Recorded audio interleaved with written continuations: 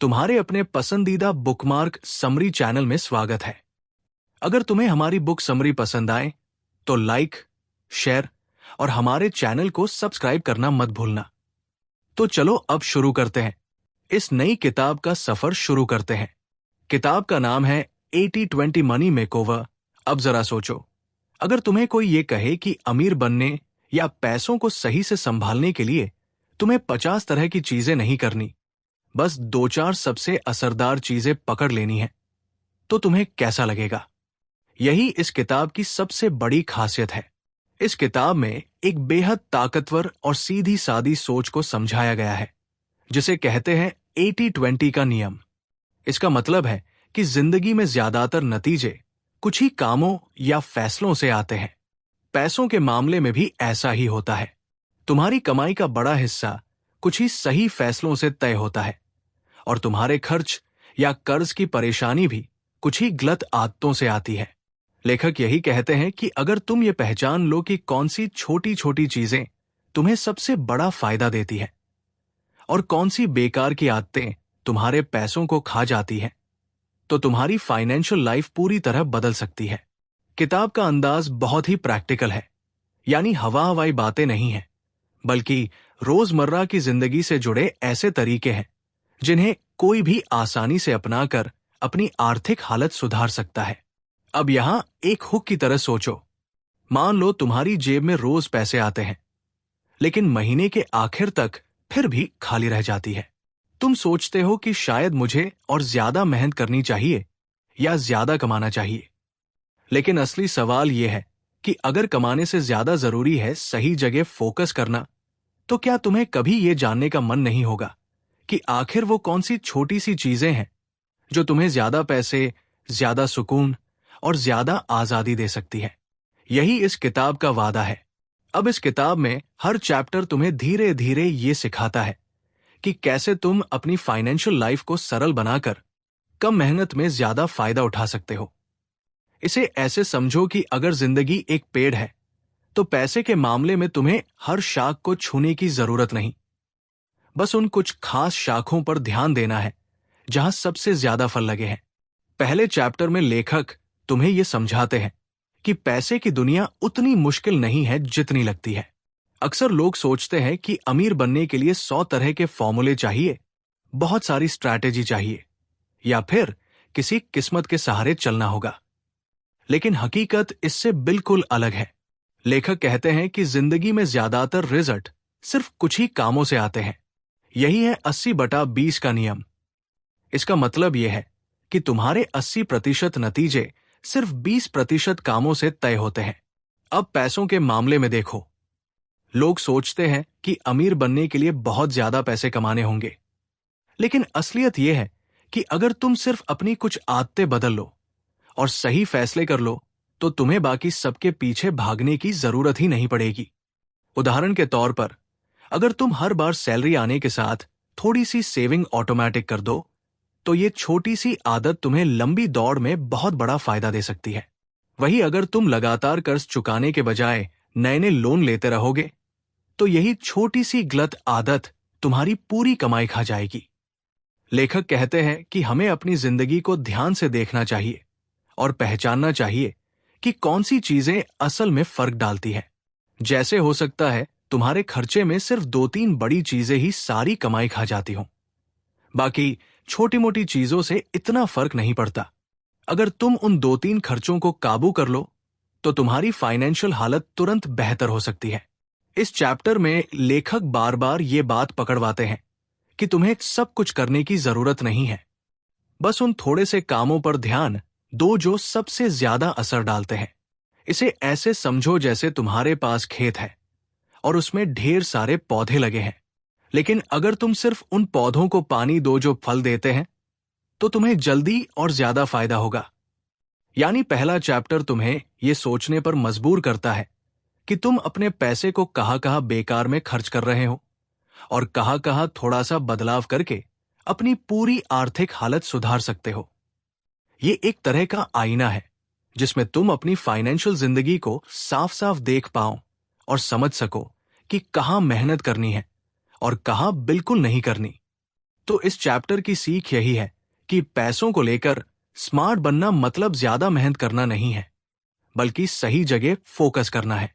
छोटी छोटी सही आदतें तुम्हें बड़ा बदलाव दे सकती है और कुछ गलत फैसले तुम्हें पीछे भी धकेल सकते हैं। दूसरा चैप्टर, इस चैप्टर में लेखक तुमसे सीधे सवाल करता है कि क्या तुम्हें पता है कि तुम्हारे पैसे कहाँ जाते हैं। और सच बताओ तो ज्यादातर लोग यहां पर चुप हो जाते हैं, क्योंकि उन्हें अंदाजा तो होता है लेकिन पक्का पता नहीं होता। सबको बस यही लगता है कि खर्च तो बहुत जरूरी कामों पर होता है, लेकिन जब सच्चाई सामने आती है तो मालूम पड़ता है कि बिना सोचे समझे छोटे छोटे खर्चे मिलकर एक बड़ा हिस्सा खा जाते हैं और फिर महीने के आखिर में जेब खाली रह जाती है।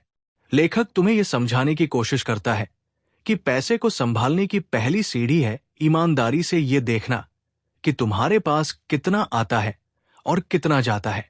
लेकिन यहां फर्क यह है कि तुम्हें हर छोटे खर्च को नोट करने की जरूरत नहीं है, बल्कि 80-20 नियम का इस्तेमाल करना है। यानी तुम्हें देखना है कि तुम्हारे खर्चों का बड़ा हिस्सा कहाँ जा रहा है। वो 2 या 3 जगह कौन सी है जो तुम्हारी 80% कमाई खा जाती है। मान लो कि तुम हर महीने 50,000 रुपए कमाते हो। अब अगर उसका 40,000 सिर्फ घर का किराया, गाड़ी की EMI और बाहर खाने घूमने पर चला जाता है, तो तुम्हें समझना होगा कि असली समस्या कॉफी या छोटी मोटी शॉपिंग नहीं है, बल्कि ये बड़े बड़े खर्च है। बहुत से लोग सोचते हैं कि छोटी छोटी चीजें कम करके पैसा बचाया जा सकता है, जैसे कॉफी न पीना, बाहर खाना बंद कर देना या सब्सक्रिप्शन काट देना। लेकिन लेखक बताते हैं कि ये तरीका ज्यादा असरदार नहीं है। अगर तुम्हारे खर्च का असली बोझ किराए, गाड़ी या लाइफस्टाइल पर है, तो असली बदलाव वही करने से आएगा। इस चैप्टर में लेखक तुमसे एक बहुत आसान अभ्यास करवाना चाहता है। वो कहता है कि एक पेन और डायरी उठाओ या मोबाइल में एक नोट बनाओ और पूरे महीने देखो कि तुम्हारा पैसा कहाँ जाता है। शुरू में थोड़ी दिक्कत होगी, लेकिन धीरे धीरे तुम्हें खुद दिखने लगेगा कि कौन सी चीजें तुम्हारी जेब पर सबसे ज्यादा बोझ डाल रही है। जैसे ही तुम ये काम करोगे, तुम्हारे सामने 2 तरह की तस्वीर आएगी। पहली, छोटे छोटे खर्च जो तुम्हें लगता है कि बहुत नुकसान करते हैं, लेकिन असल में उनका असर उतना बड़ा नहीं होता। और दूसरी, वे बड़े खर्च जो तुम्हारी पूरी कमाई का असली हिस्सा खा जाते हैं। जब ये साफ हो जाएगा तो तुम्हें समझ आ जाएगा कि अपने पैसे की दिशा बदलनी कहां से शुरू करनी है। इस चैप्टर की सबसे बड़ी सीख यही है कि पैसों पर कंट्रोल पाने के लिए सबसे पहले तुम्हें असलियत जाननी होगी। जब तक तुम्हें यही नहीं पता कि तुम्हारी जेब से पैसा कहाँ जा रहा है, तब तक तुम सिर्फ अंदाजा लगाते रहोगे और पैसा तुम्हें कभी अपने हिसाब से नहीं चलेगा। लेकिन जैसे ही तुम अपनी कमाई और खर्च का साफ हिसाब देख लोगे, तुम्हें लगेगा कि अब खेल तुम्हारे हाथ में है। तीसरे चैप्टर में लेखक मुख्य फोकस करते हैं कमाई बढ़ाने और पैसे को स्मार्ट तरीके से बढ़ाने पर। यहां सबसे बड़ी बात यही है कि करोड़ तक पहुंचने का रास्ता सिर्फ बचत करने या खर्च कम करने से नहीं बनता, बल्कि सही जगह कमाई बढ़ाने और निवेश करने से बनता है। लेखक कहते हैं कि अक्सर लोग ज्यादा मेहनत करते हैं, ज्यादा घंटे काम करते हैं, लेकिन फिर भी पैसों में बदलाव नहीं आता। इसका कारण यह है कि वे गलत चीजों पर फोकस कर रहे होते हैं। 80-20 नियम के हिसाब से तुम्हारे नतीजे का 80% हिस्सा सिर्फ 20% सही कामों से आता है। जैसे काम के घंटे बढ़ाना जरूरी नहीं, बल्कि सही कामों में समय और मेहनत लगाना जरूरी है। इस चैप्टर में लेखक समझाते हैं कि कमाई बढ़ाने के 2 मुख्य रास्ते हैं। पहला, अपनी स्किल और योग्यता का इस्तेमाल करके सैलरी या बिजनेस में वृद्धि करना। दूसरा, पैसों को सही जगह निवेश करना ताकि वही पैसा तुम्हारे लिए और पैसा कमाए। लेखक कहते हैं कि सिर्फ नौकरी या बिजनेस से पैसों को कमाने पर भरोसा करना पर्याप्त नहीं है, क्योंकि समय की सीमा होती है।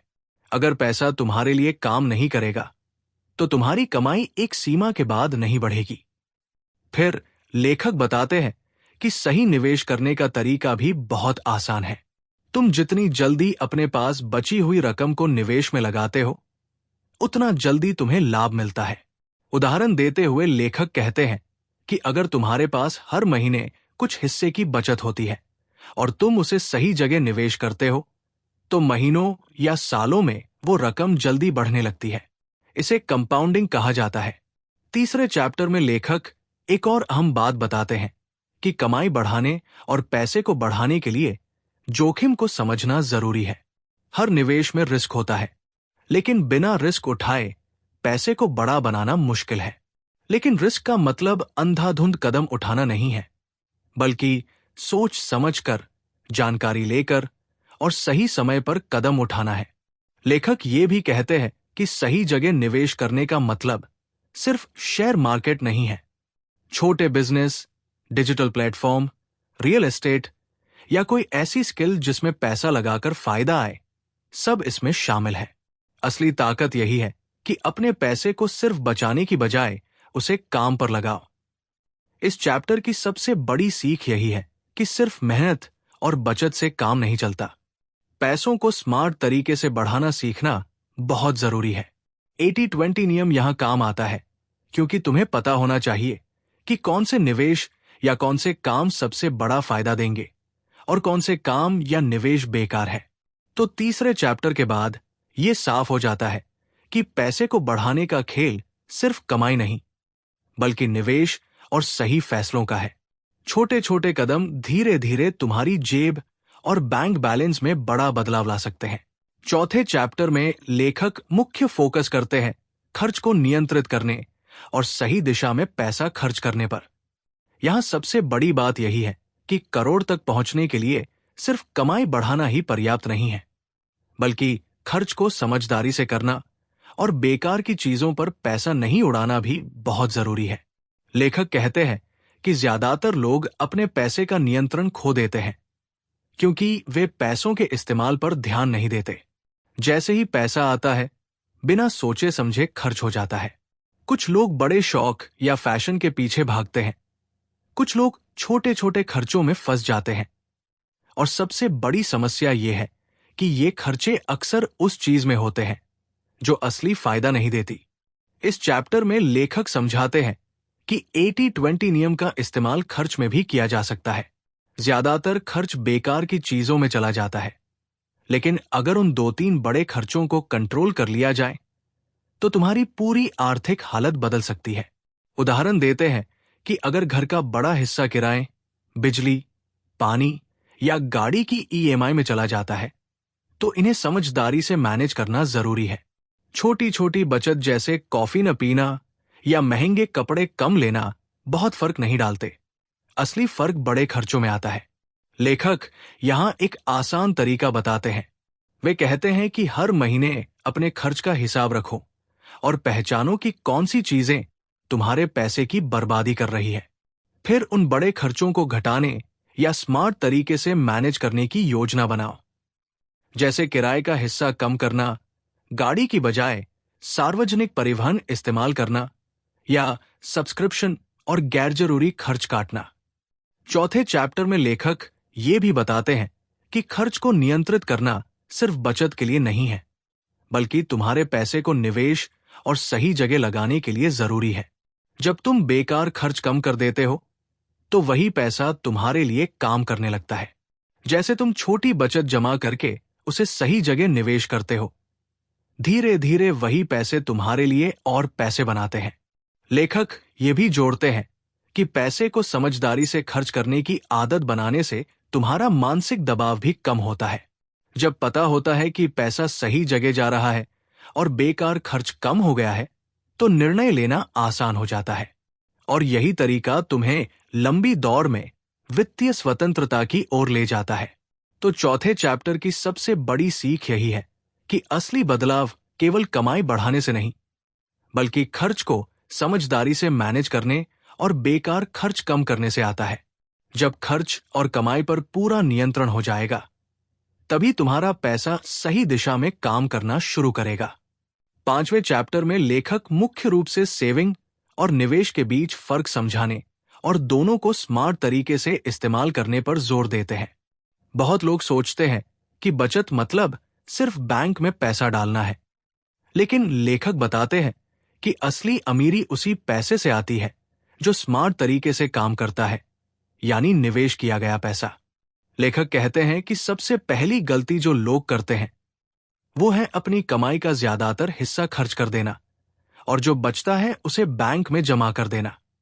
उन्हें लगता है कि पैसा सुरक्षित है, लेकिन हकीकत में वो पैसा बस वही रुका रहता है और तुम्हारे लिए काम नहीं करता। असली फर्क तब आता है जब वही पैसा तुम्हारे लिए और पैसा कमाने लगे। इस चैप्टर में लेखक समझाते हैं कि सबसे पहले अपनी कमाई का एक निश्चित हिस्सा हमेशा सेविंग के लिए अलग करना चाहिए। जैसे हर महीने कमाई का कम से कम 10 से 20% खुद के लिए सुरक्षित करना। इसे लेखक पवित्र हिस्सा कहते हैं, क्योंकि यही हिस्सा तुम्हारे भविष्य का आधार बनता है। जैसे जैसे ये रकम बढ़ती है, इसे सही जगह लगाना जरूरी है। फिर लेखक बताते हैं कि निवेश करते समय 2 चीजों का ध्यान रखना बहुत जरूरी है। पहला, जो पैसा निवेश कर रहे हो उसके बढ़ने की संभावना और जोखिम दोनों समझो। दूसरा, वो पैसा तुम्हारे रोजमर्रा के खर्च में बाधा न डाले। इसका मतलब है कि बचत और निवेश अलग अलग चीजें हैं। बचत सुरक्षित है, निवेश थोड़ा जोखिम के साथ बढ़ने वाला है। लेखक यहां एक और अहम बात बताते हैं।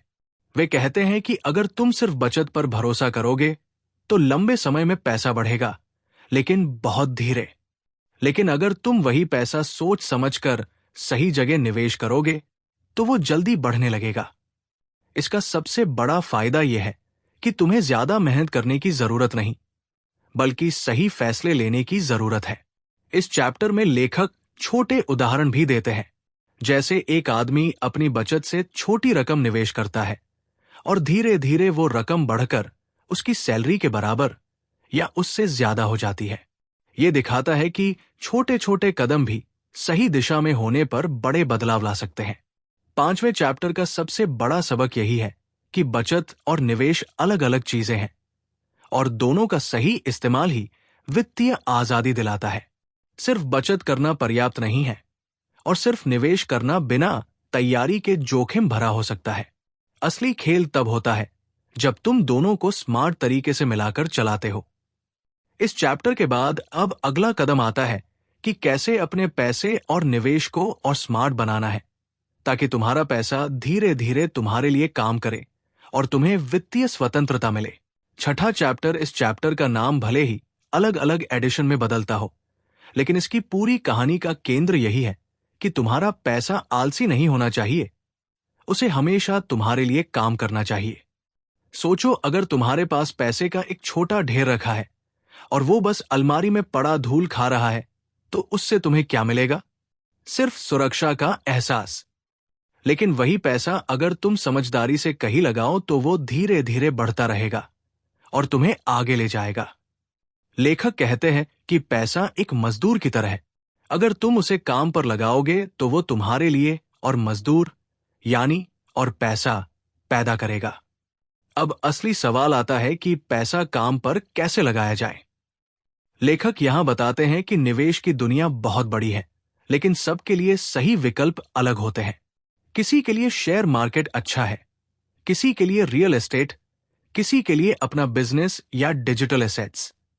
फर्क इस बात से पड़ता है कि तुम कितना जोखिम उठा सकते हो और कितनी देर इंतजार कर सकते हो। लेखक एक बहुत ही जरूरी बात पर जोर देते हैं और वो है कंपाउंडिंग का जादू। जब भी तुम अपना पैसा कहीं लगाते हो और वो थोड़ा थोड़ा बढ़ता है, तो उसका फायदा अगले साल के ब्याज या मुनाफे पर भी मिलता है। धीरे धीरे वही पैसा अपने आप बहुत बड़ा हो जाता है। यही कारण है कि जो लोग जल्दी निवेश करना शुरू कर देते हैं, उनकी दौलत सालों में बहुत तेजी से बढ़ती है। अब बात आती है गलतियों की। लेखक कहते हैं कि कई लोग निवेश में सबसे बड़ी गलती ये करते हैं कि वे जल्दी अमीर बनने के लालच में पूरा पैसा एक ही जगह लगा देते हैं। जैसे कोई सुनता है कि किसी कंपनी का शेयर तेजी से बढ़ रहा है, तो वो पूरा पैसा उसी में लगा देता है। या कोई जानकार कह देता है कि जमीन खरीद लो और सब पैसा उसमें डाल देते हैं। अगर वो प्लान फेल हो गया तो सारा पैसा डूब जाता है। इसलिए लेखक कहते हैं कि निवेश हमेशा धीरे धीरे और कई जगहों पर फैलाकर करना चाहिए। इसे ही पोर्टफोलियो बनाना कहते हैं। अब यहाँ 80/20 नियम का असली जादू आता है। लेखक बताते हैं कि तुम्हारे पूरे पोर्टफोलियो में सिर्फ कुछ ही निवेश ऐसे होंगे जो तुम्हें बहुत बड़ा फायदा देंगे। बाकियों का असर बहुत कम होगा। इसलिए समझदार इंसान वही करता है कि जो निवेश ज्यादा फायदा दे रहे हैं उन्हीं पर फोकस करता है और बाकी को छोटा रखता है। इसका मतलब है कि बिना हर जगह पैसा डालने की चिंता किए तुम अपने बेहतरीन विकल्पों को चुनकर बड़े नतीजे पा सकते हो। लेखक ये भी समझाते हैं कि पैसा लगाने से पहले हमेशा 3 सवाल खुद से पूछने चाहिए। पहला, क्या मैं ये पैसा खोने की स्थिति में हूं? दूसरा, अगर ये पैसा फंस गया तो क्या मेरा रोजमर्रा का खर्च चल पाएगा? और तीसरा, क्या ये निवेश मुझे लंबी अवधि में फायदा देगा? अगर इन सवालों का जवाब हाँ है तो निवेश करो, वरना रुक जाओ। इस चैप्टर का असली सबक यही है कि पैसा सिर्फ जेब में रखने या सेविंग अकाउंट में डालने के लिए नहीं है। उसे समझदारी से काम पर लगाना जरूरी है। और अगर तुमने ये खेल सही ढंग से खेल लिया तो पैसा तुम्हारे लिए दिन रात मेहनत करेगा, बिना छुट्टी लिए। अब सोचो, अगर तुम हर महीने थोड़ी सी रकम भी लगातार सही जगह लगाते हो तो 5 से 10 साल बाद वो रकम कितनी बड़ी हो सकती है।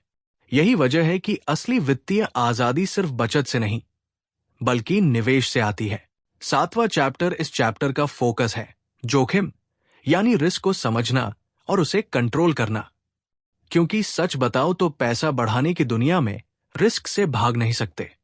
चाहे शेयर मार्केट हो, प्रॉपर्टी हो या बिजनेस, हर जगह कुछ न कुछ खतरा मौजूद है। लेकिन फर्क इस बात से पड़ता है कि तुम उस खतरे को कितनी समझदारी से संभालते हो। लेखक कहते हैं कि ज्यादातर लोग रिस्क को गलत समझते हैं। उन्हें लगता है रिस्क का मतलब है पैसा खो देना, जबकि असली रिस्क ये है कि तुम बिना सोचे समझे पैसा कहीं लगा दो और फिर उस पर तुम्हारा कोई कंट्रोल न रहे। यानी रिस्क तब बढ़ता है जब तुम अंधेरे में कदम उठाते हो। अब सवाल यह है कि रिस्क को कैसे कम किया जाए। लेखक 3 चीजों पर जोर देते हैं। पहली चीज है जानकारी। जब तक तुम खुद रिसर्च नहीं करोगे और सिर्फ दूसरों की बातों पर भरोसा करोगे तब तक खतरा बना रहेगा। उदाहरण के लिए, अगर तुमने किसी कंपनी के शेयर खरीदे और तुम्हें यह तक नहीं पता कि कंपनी का बिजनेस क्या है, तो तुम अपने पैसे को जुए की तरह खेल रहे हो। लेकिन अगर तुमने कंपनी की रिपोर्ट पढ़ी, उसके काम को समझा और मार्केट का रुझान देखा, तो तुम समझदारी से कदम उठा रहे हो। दूसरी चीज है डाइवर्सिफिकेशन, यानी पैसे को अलग अलग जगह बांटना। मान लो तुमने सारा पैसा सिर्फ प्रॉपर्टी में लगा दिया और अचानक प्रॉपर्टी मार्केट गिर गया तो तुम्हारा पूरा पैसा फंस जाएगा। लेकिन अगर तुमने पैसा थोड़ा शेयर मार्केट, थोड़ा प्रॉपर्टी, थोड़ा बॉन्ड और थोड़ा गोल्ड में लगाया तो किसी एक चीज के गिरने से तुम्हें भारी नुकसान नहीं होगा। ये ऐसे है जैसे एक टोकरी में सारे अंडे न रखकर अलग अलग टोकरियों में बांट दिए जाएं। तीसरी और सबसे अहम चीज है धैर्य। लेखक बताते हैं कि रिस्क का सबसे बड़ा दुश्मन होता है लालच और अधीरता। लोग जल्दी अमीर बनने के चक्कर में जल्दबाजी करते हैं और अक्सर गलत फैसले ले लेते हैं। लेकिन अगर तुमने अपना निवेश लंबी अवधि के लिए किया है तो बीच बीच में आने वाले उतार चढ़ाव से घबराने की जरूरत नहीं। मार्केट ऊपर नीचे होता रहेगा, लेकिन लंबी अवधि में सही निवेश लगभग हमेशा फायदे में जाता है। अब लेखक एक और दिलचस्प बात समझाते हैं कि रिस्क और रिटर्न हमेशा साथ साथ चलते हैं। मतलब जितना ज्यादा फायदा दिख रहा है उतना ही बड़ा खतरा भी छुपा है।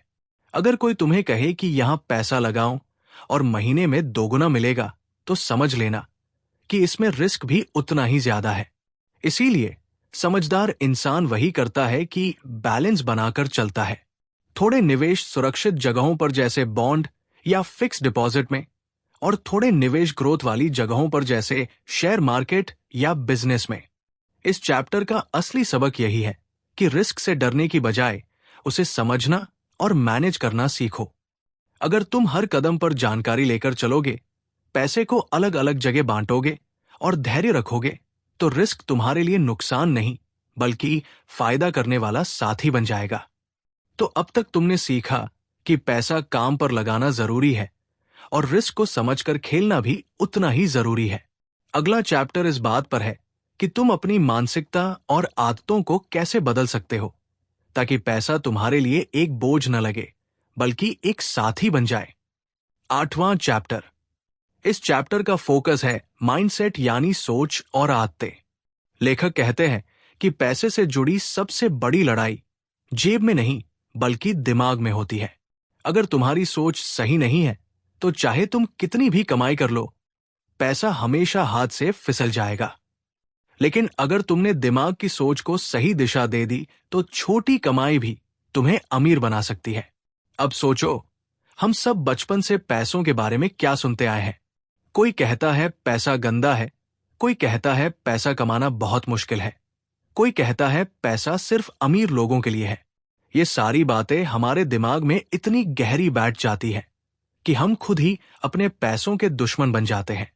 लेखक साफ कहते हैं कि अगर तुम्हें सच में अमीर बनना है तो पहले ये सारे नेगेटिव विश्वास तोड़ने होंगे। लेखक बताते हैं कि अमीर और आम लोगों की सोच में सबसे बड़ा फर्क ये होता है कि अमीर लोग पैसे को एक साधन मानते हैं, जबकि आम लोग पैसे को एक मंजिल समझते हैं। आम लोग सोचते हैं कि अगर मेरे पास बहुत पैसा आ जाए तो मैं खुश हो जाऊंगा। लेकिन अमीर लोग ऐसा नहीं सोचते। वे पैसे को एक टूल की तरह इस्तेमाल करते हैं ताकि वे आजादी पा सकें, अपनी पसंद का काम कर सकें और अपनी लाइफस्टाइल को बेहतर बना सकें। अब यहां लेखक एक बहुत मजेदार आदत की बात करते हैं। वो कहते हैं कि हर इंसान को अपनी सोच को ट्रैक करना चाहिए। जैसे तुमने कभी गौर किया होगा कि जब भी तुम्हें थोड़ा ज्यादा पैसा मिलता है, तुम्हारा दिमाग सबसे पहले कहाँ जाता है? कोई सोचता है नया फोन लेना है, कोई सोचता है घूमने जाना है और कोई सोचता है इस पैसे को बचाना या निवेश करना है। यही छोटा सा फैसला तुम्हारे पूरे भविष्य को बदल देता है। लेखक इस चैप्टर में एबंडेंस माइंडसेट यानी भरपूर सोच की भी बात करते हैं। इसका मतलब यह है कि दुनिया में पैसा बहुत है और हर इंसान के लिए काफी मौके हैं, लेकिन ज्यादातर लोग स्कार्सिटी माइंडसेट यानी कमी वाली सोच में जीते हैं। उन्हें लगता है पैसा सीमित है, अगर किसी के पास ज्यादा है तो मेरे पास कम होगा।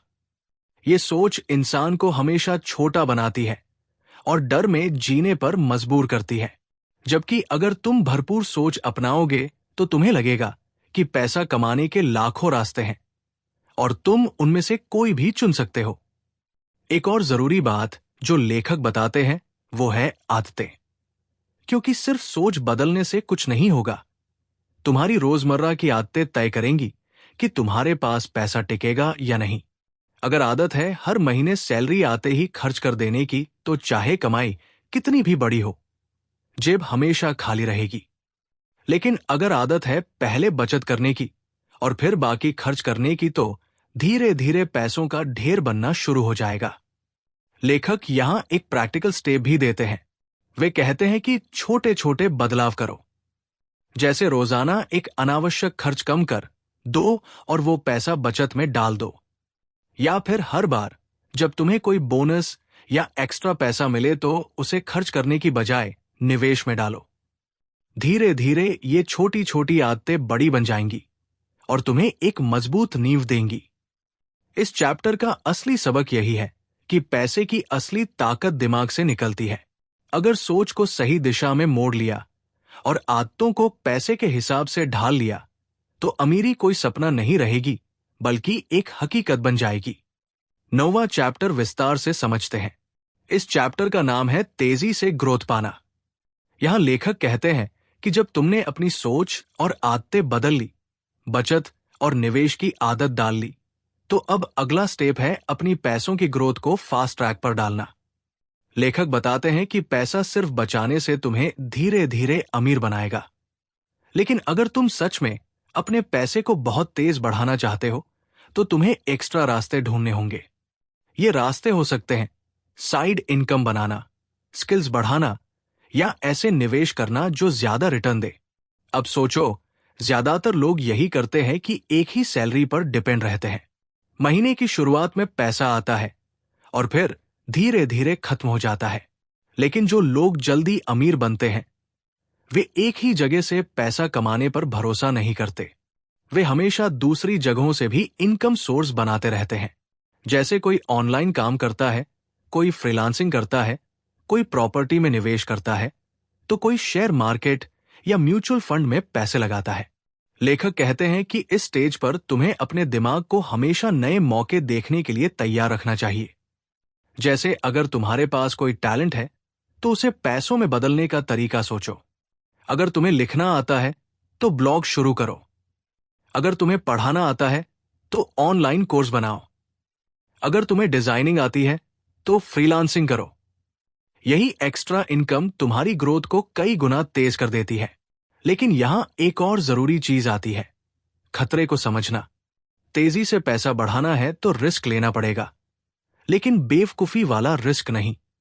लेखक कहते हैं कि समझदारी से चुना गया रिस्क तुम्हें आगे ले जाता है, जबकि बिना सोचे समझे उठाया गया रिस्क तुम्हें पीछे भी धकेल सकता है। जैसे कोई सारा पैसा एक ही जगह लगा दे और अगर वो जगह डूब गई तो सब खत्म।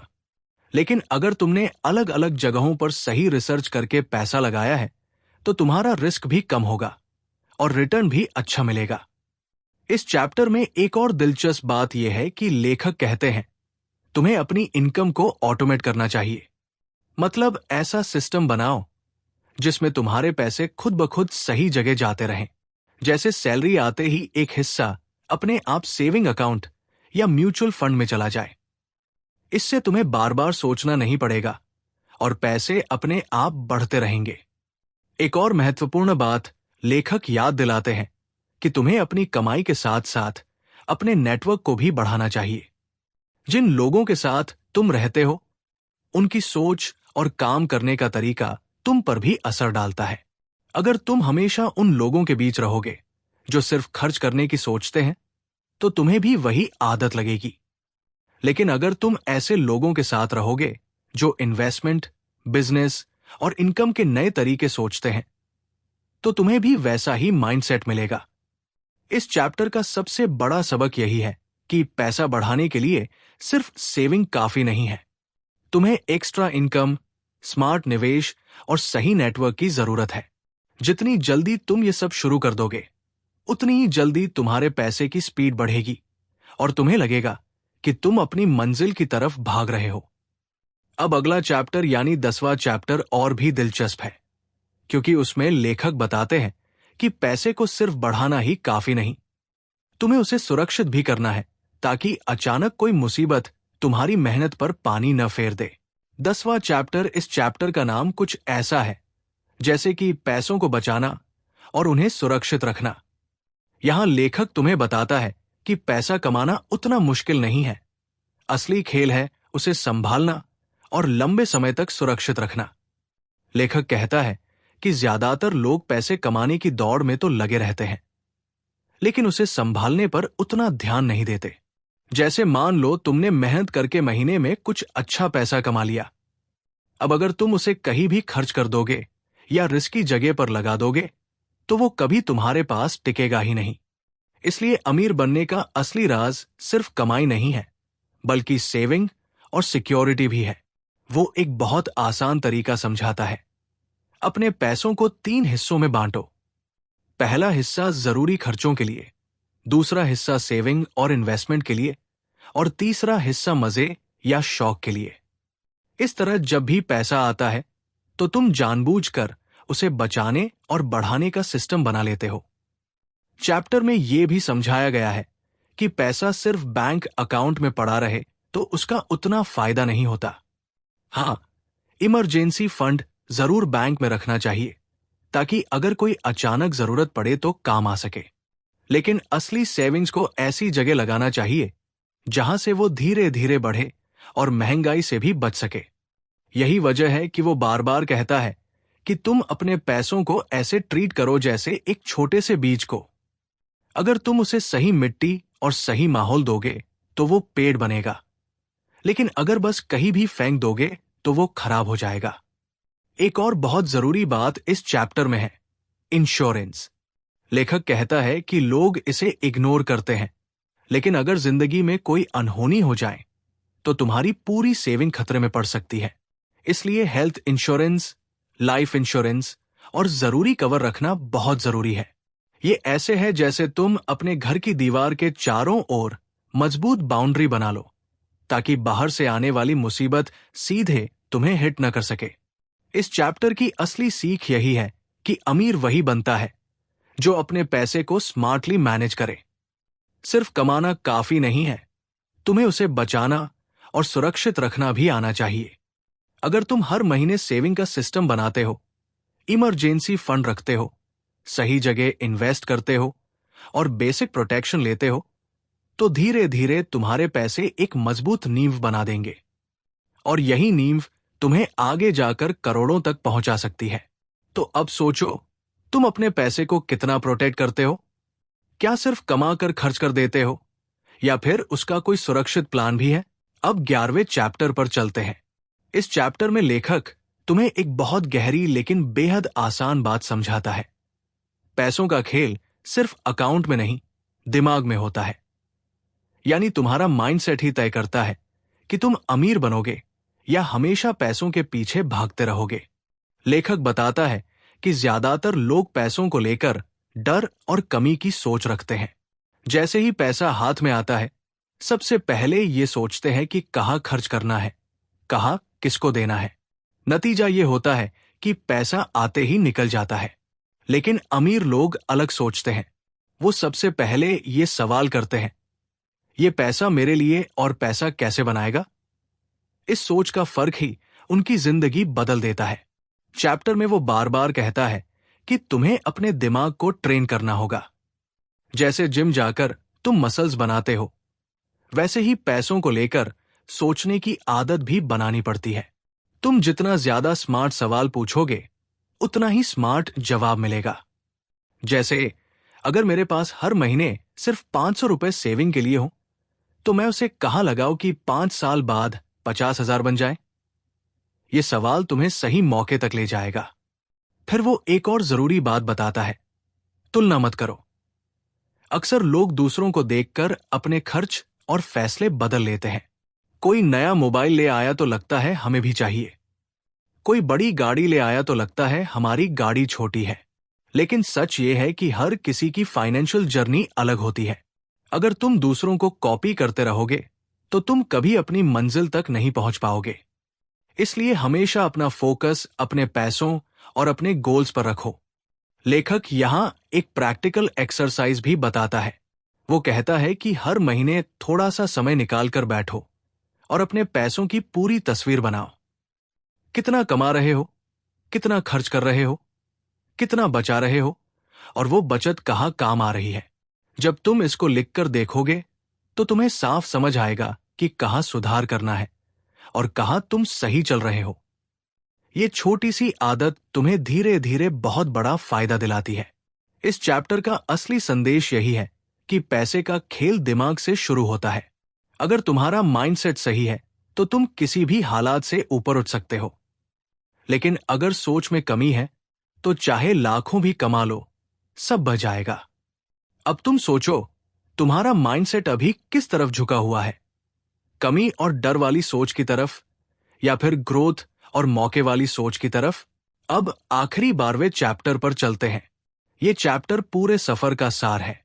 जैसे किताब ने अब तक जो कुछ सिखाया है, उसका निचोड़। यहां लेखक साफ कहता है कि अमीर बनने का असली खेल सिर्फ पैसों की गिनती नहीं है, बल्कि पैसों के साथ जीने की समझ है। वो शुरुआत करता है इस बात से कि अगर तुम्हारे पास करोड़ों रुपए भी आ जाए, लेकिन तुम्हें पता ही ना हो कि उन्हें कहाँ और कैसे इस्तेमाल करना है, तो वो धीरे धीरे खत्म हो जाएंगे।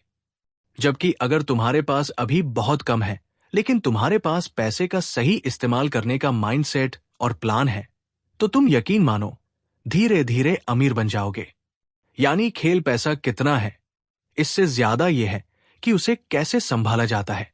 लेखक यहां तुम्हें एक आखिरी गोल देता है, लाइफस्टाइल और वेल्थ में बैलेंस बनाना। अमीर बनने का मतलब यह नहीं कि तुम पैसे जोड़ते रहो और जिंदगी का मजा ही न लो, और यह भी नहीं कि मजे के चक्कर में सब खर्च कर डालो। सही अमीरी वही है जिसमें तुम दोनों कर सको, बचत और निवेश भी, और जिंदगी का आनंद भी। चैप्टर में वो कहता है कि अब तक की सारी चीजें तुमने सीख ली है। कमाई में से बचाना, सही जगह निवेश करना, माइंडसेट बदलना, जरूरी और फालतू खर्च का फर्क समझना। अब तुम्हें बस इन्हें रोजमर्रा की आदत बना लेना है। शुरू में थोड़ी मुश्किल लगेगी, लेकिन धीरे धीरे ये तुम्हारी लाइफस्टाइल का हिस्सा बन जाएगा। एक और गहरी बात वो यहां बताता है कि पैसा तुम्हें आजादी देता है। आजादी का मतलब ये नहीं कि तुम्हें सिर्फ काम छोड़ना है, बल्कि आजादी का मतलब है कि तुम अपने फैसले खुद ले सको। जैसे कहाँ रहना है, किस तरह काम करना है, किस तरह का जीवन जीना है। अगर तुम्हारे पास पैसे नहीं है तो तुम्हें दूसरों की शर्तों पर जीना पड़ता है, लेकिन अगर तुम पैसे को समझदारी से मैनेज करते हो तो तुम अपनी शर्तों पर जी सकते हो। यही असली अमीरी है। लेखक आखिर में कहता है कि यह सफर लंबा है। 1 साल, 2 साल, 5 साल लग सकते हैं, लेकिन अगर तुम लगातार छोटे छोटे कदम उठाते रहोगे तो 365 दिनों में भी तुम वहां खड़े हो सकते हो जहां तुमने कभी सोचा भी नहीं था। तो इस चैप्टर का असली सबक यही है कि अमीरी का मतलब सिर्फ ज्यादा पैसे होना नहीं है। इस किताब के लिए बस इतना ही। उम्मीद है तुम्हें यह समरी पसंद आई होगी, तो हमारे चैनल को सब्सक्राइब जरूर कर देना और वीडियो को शेयर करना मत भूलना। मैं जल्दी ही एक और शानदार और मजेदार नई किताब की समरी लेकर फिर मिलूंगा।